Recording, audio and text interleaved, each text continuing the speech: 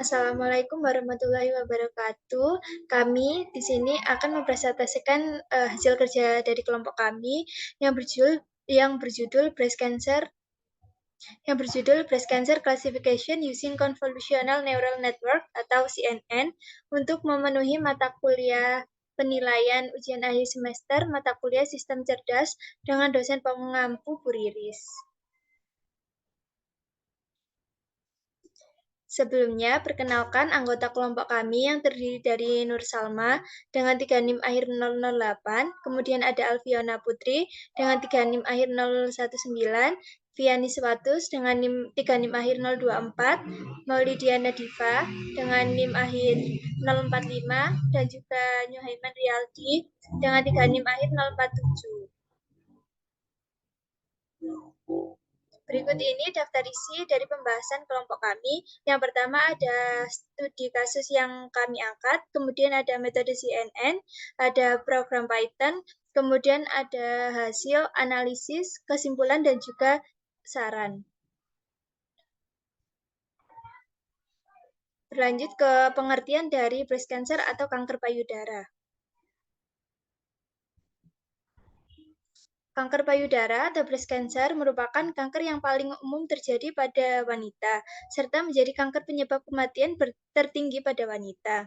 Wanita beresiko tinggi terkena kanker payudara yang disebabkan pada wanita ini lebih terpajan terhadap hormon estrogen. Kanker ini ditandai dengan adanya abnormalitas pada siklus sel yang menjadi pemicu pembelahan sel melampaui ambang batas normal. Dampak dari hal ini yaitu pembelahan sel menyerang jaringan atau organ di sekitarnya dan kemudian berpindah menuju jaringan tubuh melalui sirkulasi darah. Berdasarkan data Global Burden of Cancer Study dari WHO tahun 2020, jumlah kasus baru kanker payudara mencapai 65.858 kasus atau sebesar 16,6% dari total 396.914 kasus baru tertinggi di Indonesia. Pada percobaan kali ini digunakan klasifikasi kanker payudara dengan menggunakan arsitektur CNN yang berfungsi untuk menyelesaikan masalah yang rumit dan berkaitan dengan input, identifikasi, prediksi, serta lainnya. Selanjutnya yaitu pengertian dari Convolutional Neural Network atau CNN. CNN merupakan operasi konvolusi yang menggabungkan beberapa lapisan pemrosesan dengan menggunakan beberapa elemen yang beroperasi secara paralel dan juga terinspirasi oleh sistem saraf biologis. Struktur dari CNN ini terdiri dari input, proses ekstraksi fitur, proses klasifikasi, dan juga output. Proses ekstraksi dalam CNN terdiri dari beberapa lapisan tersembunyi atau hidden layer, yaitu lapisan konvolusi, fungsi aktivasi, dan juga pooling. Pada proses klasifikasi terdiri dari fully connected dan juga fungsi aktivasi atau softmax yang outputnya berupa hasil klasifikasi.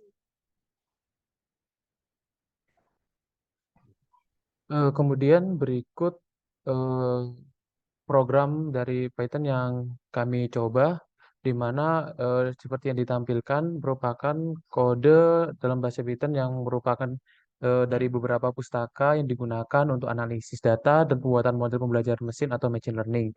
Nah, dapat dilihat pada kode tersebut terdapat import NumPy, di mana import NumPy ini digunakan untuk operasi numerik dan manipulasi array. Kemudian terdapat juga import pandas, di mana import pandas ini digunakan untuk analisis data dan manipulasi dataset dalam bentuk data frame. Kemudian terdapat import TensorFlow, di mana import TensorFlow ini digunakan untuk membangun dan melatih model pembelajaran mesin. Kemudian seperti di layar terdapat dataset dir dan dataset dir. Nah, itu untuk dataset dir itu digunakan untuk mendeklarasikan variabel, di mana dataset dir juga digunakan untuk menyimpan directory file dataset. Nah, kode tersebut mengimpor pustaka-pustaka yang diperlukan, mendeklarasikan variabel, dan siap digunakan untuk analisis data dan pembangunan model pembelajaran mesin. Next. Nah, kemudian untuk kode berikutnya yaitu kode yang digunakan untuk mengimpor dataset, melakukan pengkodean label, dan menyiapkan data untuk pelatihan model. Untuk kodenya sendiri bisa dilihat di layar, di mana kode tersebut merupakan implementasi dari fungsi-fungsi yang bertujuan untuk mengimpor dataset, untuk melakukan pengkodean label, dan menyiapkan data untuk pelatihan model. Bisa di next. Kemudian untuk kode yang ditampilkan berikut yaitu merupakan kode yang digunakan untuk mengatur arsitektur model Convolution Neural Network atau CNN sendiri. Nah, kode tersebut merupakan implementasi dari fungsi model arsitektur yang bertujuan untuk membangun arsitektur model CNN dengan beberapa layer conv ID, fungsi aktivasi Leaky Value, batch normalization, dropout, next pull ID, dan dance. Untuk kodenya sendiri bisa ditunjukkan, bisa dilihat pada layar. Ini bisa di next. Nah, untuk selanjutnya merupakan kode program yang digunakan untuk memvisualisasikan akurasi dan loss yang diwakili melalui fungsi plot underscore history underscore akurasi. Kemudian selanjutnya baris figure dan axis melakukan tugas yakni membuat gambar atau figure dengan dua sumbu ditunjukkan dengan parameter pertama angka 1 menunjukkan satu baris sumbu dan parameter kedua angka 2 menunjukkan dua kolom.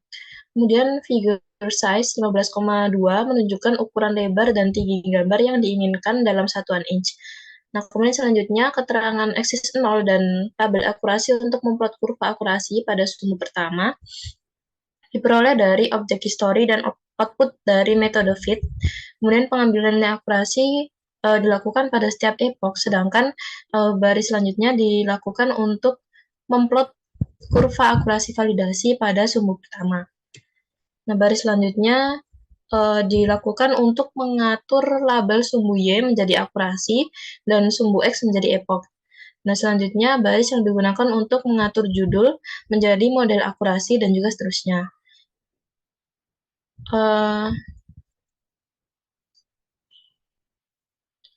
Selanjutnya dibuat kode untuk mendefinisikan model untuk melatih data pada model. Baris pertama, self model, digunakan untuk memanggil metode model arsitektur dari objek self pada kelas CNN, serta compile untuk mengompilasi model yang telah didefinisikan sebelumnya. Kemudian melakukan pendefinisian fungsi panggilan balik untuk menyimpan model, digunakan callback yang mana digunakan untuk menyimpan model dengan akurasi validasi terbaik selama proses pelatihan. Kemudian file pipe untuk menunjukkan lokasi penyimpanan model dan juga monitor menunjukkan bahwa model akan disimpan berdasarkan akurasi validasi. Kemudian reduce untuk mengurangi learning atau tingkat pembelajaran saat kemajuan dalam validasi terhenti. Kemudian mendefinisikan fungsi untuk mengevaluasi model. Kode pada baris pertama itu menunjukkan untuk melatih model menggunakan metode fit. Data latih yakni X-train dan juga Y-train, kemudian batch size untuk mendefinisikan ukuran batch dan juga epoch, serta data uji yakni X-test dan juga Y-test untuk validasi. Kemudian pada baris self-plot history untuk memvisualisasikan akurasi dan loss dari model yang dilatih. Kemudian baris predict labels untuk melakukan prediksi pada saat uji menggunakan model yang dilatih, sehingga output dinyatakan dalam bentuk biner dengan mengambil nilai threshold 0,5. Kemudian baris untuk mencetak laporan klasifikasi berisi presisi, recall, dan juga F1 score untuk setiap kelas berdasarkan hasil prediksi, serta memunculkan akurasi model pada data uji dengan membandingkan hasil prediksi dengan label sebenarnya. Kemudian pada baris terakhir ini menampilkan kode yang digunakan untuk menampilkan confusion matrix. Nah, terakhir kode yang digunakan untuk memberikan keluaran akhir dari keseluruhan kode, yakni yang pertama inisialisasi kelas dataset yang digunakan fungsi dataset underscore object, kemudian persiapan data, kemudian memisahkan data antara data train dan juga dataset dengan pendefinisian dari 4 variabel yakni X-train, X-test, Y-train, dan juga Y-test. Kemudian selanjutnya menginisialisasi kelas CNN dan melatih model menggunakan data yang telah ada dan digunakan epoch sehingga keluaran akan menampilkan nilai masing-masing epoch. Kemudian baris terakhir digunakan untuk memeriksa apakah program sedang dieksekusi secara langsung atau diimpor sebagai modul. Jika dieksekusi secara langsung, maka model akan langsung dijalankan dan akan dihasilkan keluaran dari hasil model tersebut.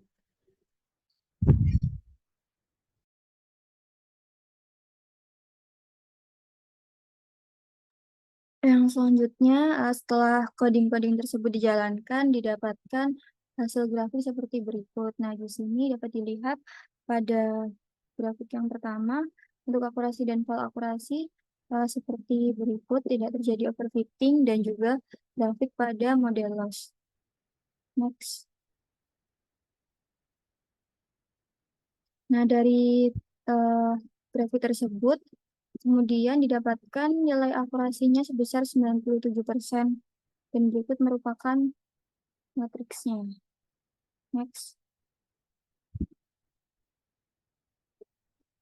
Kita masuk ke bagian analisis. Jadi, dataset yang digunakan pada kali ini diperoleh dari Kaggle dengan judul Breast Cancer Wisconsin Diagnostic Dataset yang berisi dari 570 baris dan 32 kolom dengan format CSV, di mana sumber dataset tersebut dapat diakses melalui website di bawah ini. Nah, Convolution Neural Network atau CNN sendiri digunakan dengan convolution layer dengan 32 filter dan 3 kernel. Digunakan fungsi aktivasi ReLU Activation dengan regulasi L1 dari faktor 0,01 yang diterapkan pada matriks kernel. Berdasarkan hasil yang didapatkan pada grafik tadi, nilai file akurasinya lebih tinggi jika dibandingkan dengan nilai akurasi. Akurasi sendiri merupakan akurasi yang mengacu pada matriks evaluasi yang mengukur sejauh mana model klasifikasi berhasil mengklasifikasikan data dengan benar secara keseluruhan, sedangkan file akurasi atau akurasi validasi merupakan matrik yang digunakan untuk mengukur kinerja model pada dataset validasi. Next. Untuk nilai file akurasi sendiri cenderung lebih tinggi dibandingkan nilai akurasi, yang mana hal tersebut menandakan bahwa model memiliki kemampuan yang baik untuk menggeneralisasikan data yang belum pernah dilihat sebelumnya. Selain itu, pada program Python juga digunakan dropout dan regulasi yang ditujukan untuk mengurangi overfitting. Nah, penggunaan dropout dan regulasi sendiri dapat menyebabkan perbedaan antara file akurasi yang lebih tinggi dari akurasi. Selain itu digunakan juga model loss, yakni metrik yang digunakan untuk mengukur sejauh mana model klasifikasi atau regresi berhasil menyesuaikan data selama proses pelatihan. Loss dan false mengindikasikan seberapa baik model dapat memprediksi target yang benar berdasarkan input yang diberikan. Nilai loss dan false yang didapatkan menurun seiring dengan evok atau iterasi pelatihan, yang mana hal tersebut menunjukkan bahwa model secara bertahap mempelajari pola-pola yang relevan dan mengoptimalkan parameter untuk menghasilkan prediksi yang akurat. Selain itu digunakan juga confusion metric untuk hasilnya, yakni sebuah tabel yang digunakan untuk mengevaluasi performa model klasifikasi. Confusion metric membandingkan hasil prediksi dari model dengan nilai sebenarnya pada dataset yang dievaluasi. Berdasarkan hasil pada confusion metric, metode CNN sendiri dapat mengklasifikasikan breast cancer dengan akurasi 97%. Nilai akurasi tersebut didapatkan dari membagi jumlah prediksi yang benar, yaitu true positif dan true negatif, dengan total jumlah data yang dievaluasi. Untuk jumlah true positifnya sendiri ada 70, true negatifnya 41, false positifnya 1, dan false negatifnya 2. True sendiri merupakan prediksi yang benar dan false merupakan prediksi yang salah. Sedangkan untuk positif dan negatif merupakan hasil prediksi dari model.